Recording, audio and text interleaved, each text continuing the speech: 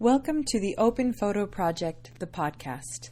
The Open Photo Project uses photography, audio, and text to present the beautiful, complex lives of consensually non-monogamous people.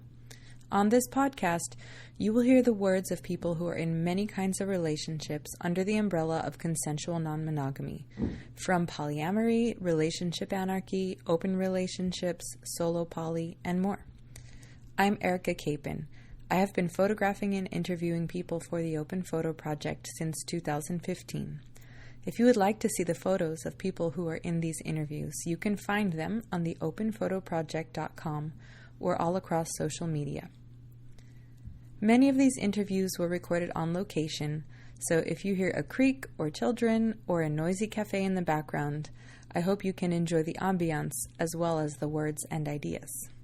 And please consider supporting this project on Patreon. Becoming a monthly supporter at any level means that you will have access to the full interview downloads, rather than these question excerpts.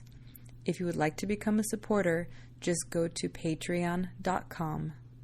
Thank you for listening to the Open Photo Project. Okay, talking to Cal. While we walk through the woods. Yeah, best way to talk. I was wondering if you could share a little bit about your experience with this home in this community, like how it came to be for you, and like either the process of buying the house or building the community around it. Yeah. Okay. Let's see. I never wanted to get married. Ever. Like, even when I was small. That was never what I wanted. But I also didn't want to live, by myself. And when I was, 7, I used to get this magazine from probably the same people who make the PBS show 321 Contact, which was, an old, science show for kids. Oh. So they made this magazine, and there was an issue of this magazine that talked about Earth ships. And they were these, wild, built out of, recycled or repurposed material, cool houses with, gray water filtration and giant plants to, filter your water. And, they were built out of, tires packed with earth and then, plastered over, sort of. And they were just these, really cool, natural homes. Wow. And I just remember seeing them and going, holy crap, I want to live in one of those. Oh. And so I was really excited about that. And I don't know, the idea of having sort of an ecological design for a house and, having more people live in it and not have it be just living by myself or living with one person, that sort of was the long-term plan, even if it wasn't an active plan. Starting from childhood? Pretty young. Yeah, that idea. And I didn't know who it was going to be with, and I didn't know what the long-term strategy was. But I had a vague plan that there would be a garden and maybe we'd have goats, or whatever. Here, we can go this way. Okay. I don't know. Yeah, the idea of having, if not the apocalypse compound thing, some other kind of a group living situation. That always sort of appealed to me, and I think I talked it up with people throughout my life and sort of took note mentally when other people were yeah, I also like that idea. So I think even subconsciously I was sort of thinking in this direction from a pretty early time. Yeah. That's amazing. And you've made your dreams come true. I kind of did, yeah. It's pretty rad. Awesome. Yeah, the idea of buying this house was actually a pretty big compromise because I'm from Maine, right? I grew up in Maine. You can buy 300 acres for what we bought this for. Oh. Yeah. And then you would be in Maine, right? So that comes with its own challenges. But you could buy an organic farm that's 300 acres for the same amount we bought this house for. Oh, wow. Yeah. So I was what are we doing? How are we going to do all the things we want to do now 14 acres around here is a ton of land, but how are we going to do all the things we want to do on 14 acres. That's so small compared to like the amount of space there's in Maine. But the only way it works is if Rue and Andy can keep their jobs in Brooklyn, right? Like in the city. So they have to be able to go back and forth. They have to be able to pay a second rent. Yeah. So like we're all sharing the mortgage here. Yeah. But they're also paying rent in Brooklyn for an apartment. Yeah. So they have more expenses, and it had to be commutable to like the train so that they can get back and forth to the city. So deciding to land here, you know, we looked at a bunch of places in the general like 25 minutes from the Poughkeepsie Station area.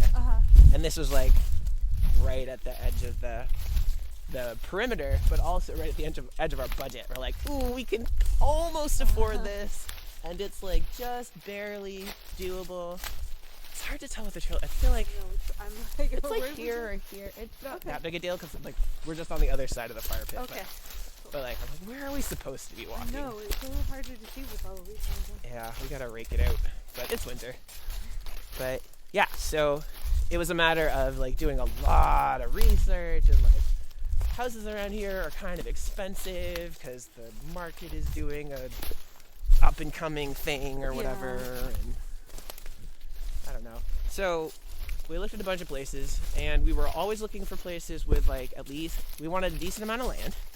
Rue really advocated for a place that had running water, which I get. Like they ideally would love to live near the ocean. Oh, running water. I thought you meant in the home. Oh. No, water nearby. Yeah. I'm sorry. I was like, that does really make like sense. Running water to my house. Being able to run the shower is a plus. Yeah. Okay. Fair. Yes. Yeah. So we have that also, but so we have the stream that runs seasonally. It doesn't run all the time, but they were hoping for like moving water on the premises. Yeah. I kind of walked this in a strange direction, but that's okay. Oh, still a nice walk. Yeah. It's very leafy. It is. So yeah, we were trying to see like how many bedrooms we could afford. And I feel like the way that this place worked out is mostly that they were selling it as a 3-bedroom, which it definitely isn't. No. And that's why we were able to get it, because like we came to look at it on a day that another family was coming to look at it. Yeah. Let me. This way? Yeah, this is the path that Okay. I've led us astray. And like they had kids, I think. Like there was a couple with kids, and they're like, 3 bedrooms, you know. And you come and look at this place, it's not a 3-bedroom. No, if you need a 3 Right. bedrooms, it's not. No, there was a basement that's like kind of finished, like Andy's room, but there's no heat down there. Oh wow. Like we had heat put in. Yeah. There's the upstairs, which is open to the whole house. Yeah. And then there's my bedroom, which is like little in the back, which probably they were using as like, I don't know, a study or something. 2-bedroom at most, really. 2-bedroom at absolute most. Yeah. So, yeah, they were not going to sell it to the people who were looking at it. So then it worked out that you were able to make it work because of how your needs were different than other people who might be looking at 3 bedrooms. Exactly. We were like, well, this isn't what you're saying it is, but we have kind of unique needs. Yeah. And Andy does not mind having a subterranean lair. So Andy and Rue, we can are sharing the downstairs, and I have my room. And Rue has their own like workstation in the upstairs, so that they have a spot that's theirs too, but they have their own bedroom in the city. Cool. So like it works out. Yeah. But yeah. Thank you for listening to the Open Photo Project.